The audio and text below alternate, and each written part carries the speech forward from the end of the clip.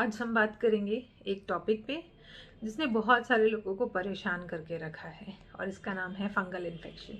हाँ, हम इसे रिंगवॉर्म इन्फेक्शन भी बोलते हैं और डर्मेटोफाइटोसिस बोलते हैं।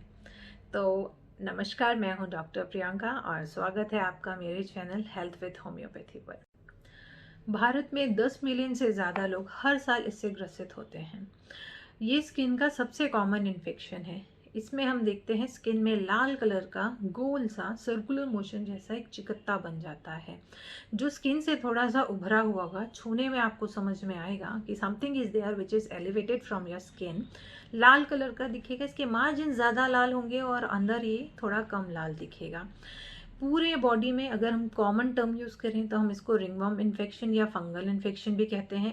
अगर ये बॉडी के अलग अलग पार्ट में होता है तो स्पेसिफिक बॉडी पार्ट के लिए हम इसको अलग से नाम देते हैं। तो आइए आज हम जानेंगे फंगल इन्फेक्शन के बारे में। अगर जनरली देखा जाए तो पूरी बॉडी के लिए हम इसको रिंगवॉर्म इन्फेक्शन या फंगल इन्फेक्शन के नाम से जानते हैं, लेकिन अगर ये पर्टिकुलर किसी बॉडी पार्ट में होता है तो इसका नाम बदल जाता है। ये फंगाई के कारण होता है। इसका नाम भले ही रिंगवॉर्म है, लेकिन ये किसी वॉर्म कीड़े के कारण नहीं होता है। इसका मेन कॉज है फंगस के इन्फेक्शन के कारण होना। तो आज हम सबसे पहले बात करेंगे टीनिया कैपिटलिस के बारे में। ये सर का इन्फेक्शन होता है। यूजुअली ये बच्चों में ज़्यादा देखा जाता है। आप देखेंगे कि पूरे सर में एक सफ़ेद कलर की परत, a layer of white crust you can see on the scalp. ये बच्चों में ज़्यादा दिखता है।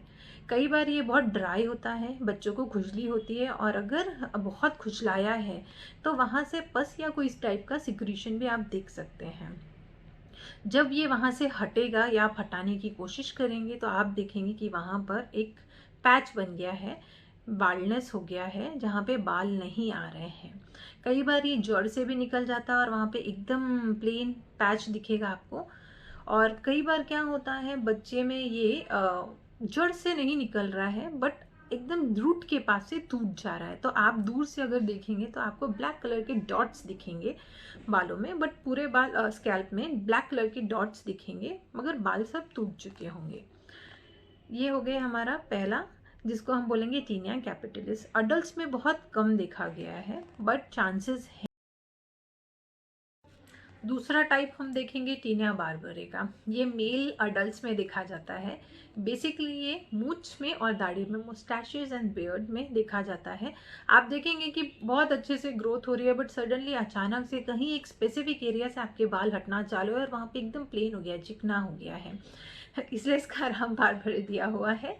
ये बहुत कॉमन है मेल्स में। फंगल इन्फेक्शन कहीं से पकड़ा और फिर वो ग्रो करना चालू करा और स्पेसिफिक एरिया से आपके बाल जो हैं वो जाना चालू हो गए। अगर हम इसको अनट्रीटेड छोड़ते हैं तो ये बहुत ज़्यादा बढ़ने लगता है, और अगर हम इसका ट्रीटमेंट करवाते हैं तो ये ठीक भी हो सकता है। होम्योपैथी से बहुत अच्छे रिजल्ट्स हैं। नेक्स्ट बात करते हैं हम टीनिया कॉर्पोरिस का। ये बेसिकली ट्रंक में, आपके अपर बॉडी पार्ट में, पेट में, पीठ में, छाती में देखा गया है। इसमें बहुत ज़्यादा खुजली होती है। ये रेगुलर राउंड शेप में भी हो सकते हैं या इरेगुलर मार्जिन्स भी हो सकते हैं। इसमें कई बार पस एंड पस्ट्यूलास भी देखे गए हुए हैं। लाल बहुत ज़्यादा रहेगा, एरिथमिया देखा गया है। स्केलिंग भी होगी, इचिंग बहुत ज़्यादा होगी और ये बहुत तेज बढ़ता है। इसके लिए भी होम्योपैथी बहुत अच्छी है। इतनी खुजली होगी कि उसमें कई बार इन्फेक्शन भी हो सकता है। अब हम बात करेंगे टीना क्यूरिस के बारे में। ये कॉर्पोरस से मिलता जुलता है, लेकिन इसका जो जगह है, प्लेस है, दैट हैज़ बीन चेंज। ये बेसिकली जिनाइटल्स एरिया में आपको देखने को मिलेगा, ग्रॉइन एरिया में मिलेगा। इसका मेन कॉज हो सकता है या तो बहुत ज़्यादा आपने टाइट अंडरगारमेंट्स या क्लोथिंग की हुई है, बहुत ज़्यादा पसीना, ह्यूमिडिटी हो रहा है, स्वेटिंग ज़्यादा हो रही है, आपको इचिंग है, या आपने सिंथेटिक नायलॉन के कपड़े पहने हुए हैं। ये मेन कॉज होता है। हवा नहीं है, इसके कारण भी इचिंग हो सकती है, क्योंकि इसकी पोजीशन, जगह चेंज है, इसलिए हम इसको टीनिया क्यूरिस बोलते हैं। ये बहुत ज़्यादा फैलता है और ये ठीक नहीं होता है। ये सबसे ज़्यादा टाइम लेता है ठीक होने में। मैंने अपने प्रैक्टिस में देखा है कि होम्योपैथी से ठीक हो जाता है, मगर ये फिर वापस आ जाता है because of heat, humidity and गलत तरीके के कपड़े पहनने से। सिंथेटिक पहन रहे हैं, कॉटन पहन रहे हैं, गीला रह जा रहा है, बहुत टाइट क्लोथिंग कर रहे हैं, इसमें बहुत ज़्यादा इचिंग होती है, स्केली होता है। कई बार इचिंग इतनी ज़्यादा होती है जेनिटल्स एरिया में कि उसमें भी पैपुलस दिखने लगते हैं और फिर उसमें भी घाव बनने लगते हैं। अगला हम बात करते हैं टीनिया फेसियाई। ये फेस पे होता है, जैसे हम नाम से समझ सकते हैं। फीमेल में ये पूरे फेस में, फेस की स्किन में कभी भी कहीं भी हो सकता है, और मेल्स में ये दाढ़ी और मूंछ के एरिया में नहीं होगा। बाकी जो स्किन दिख रही है उसमें ये कॉमन होता है। ये भी कॉर्पोरस के जैसा ही होता है, मगर इसके लेशन साथ में होते हैं, थोड़े बड़े होते हैं और इन्फेक्शन के चांसेस ज़्यादा हो सकते हैं। अगला हम बात करेंगे टीनिया मैनम के बारे में।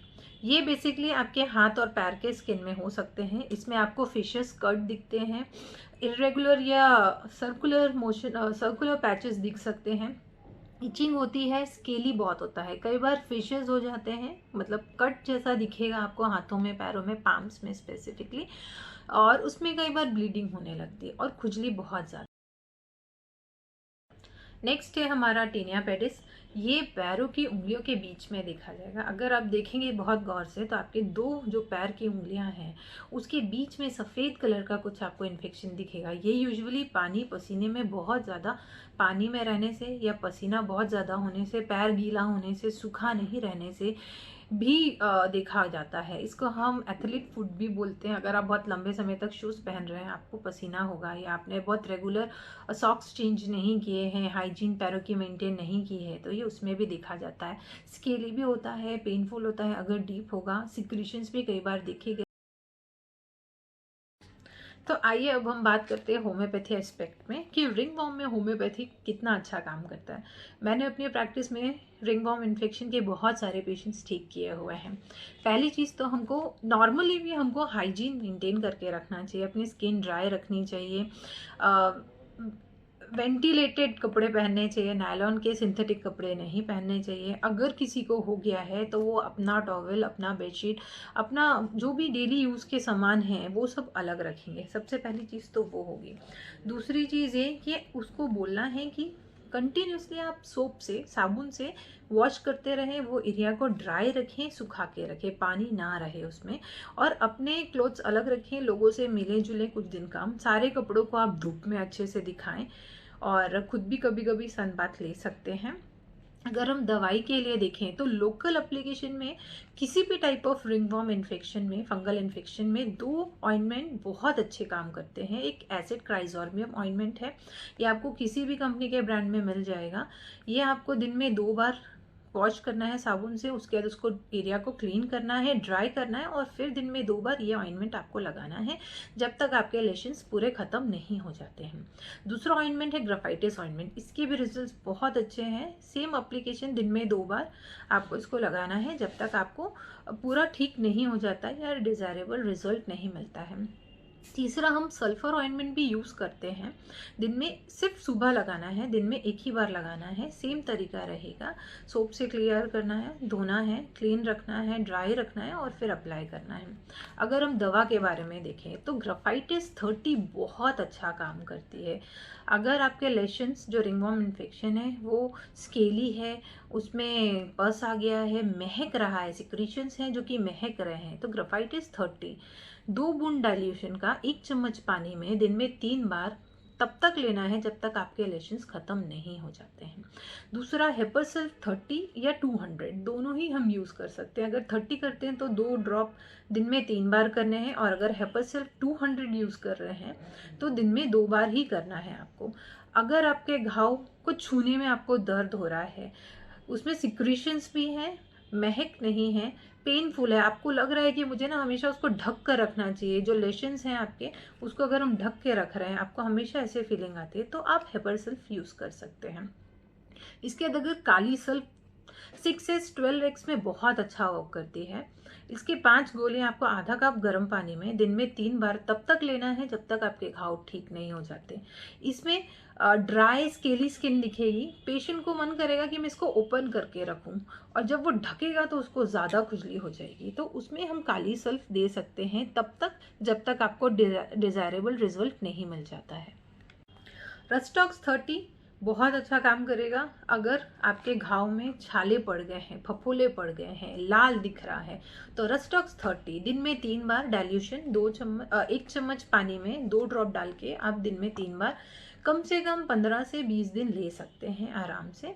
और या तो जब तक आपको रिजल्ट नहीं मिल रहा है तब तक आप इसको ले सकते हैं। आर सेल्फ ड्राई है, कोई सिक्रीशंस नहीं है, लेकिन खुजली बहुत ज़्यादा है, आपको इतनी ज़्यादा बर्निंग है कि आप खुजला खुजला के उस पर घाव कर दे रहे हैं, तब भी आपको रिलीफ नहीं मिल रहा है, तो फिर आप आर्स एल्प 200 ले सकते हैं। दिन में 1 बार लेना है, और ऐसा आप तब तक करेंगे जब तक आपको डिजायरेबल रिजल्ट नहीं मिल जाता है। इसके बाद फेवरेट मेरी दवा है बेसिलिनम 200। ये आप हफ्ता में 1 बार लेंगे, और जिस दिन ये दवा लेंगे उस दिन और कोई दवा नहीं लेंगे। ये शुरू करने के पहले लेंगे, और जब आपका पूरा ठीक हो जाएगा लास्ट में भी आप इसको ले सकते हैं। तो हफ्ते में 1 बार 1 डोज बेसिलिनम 200 का लेना है। इससे ये फायदा होगा कि आपको वापस कभी नहीं आने देगा, आपका परमानेंटली क्योर हो जाएगा, परमानेंटली ठीक हो जाएगा। तो आज के लिए इतना ही। होप जो मैं आपको बता रही हूँ ये आपके लिए यूज़फुल हो, और आप ज़्यादा से ज़्यादा लोगों से शेयर करें। Please like subscribe. अगले शनिवार सैटरडे में फिर आऊँगी किसी न्यू टॉपिक के साथ। अगर आप लोग चाहते हैं कि मैं कोई टॉपिक आपको बताऊं या उसके बारे में हम बात कर सकें तो प्लीज़ आप मुझे कमेंट बॉक्स पे लिख के दें, मैं कोशिश करूँगी उस पर भी आपके लिए वीडियो बनाने का। तब तक के लिए thank you so much, have a good weekend, और अगले शनिवार हम फिर मिलते हैं।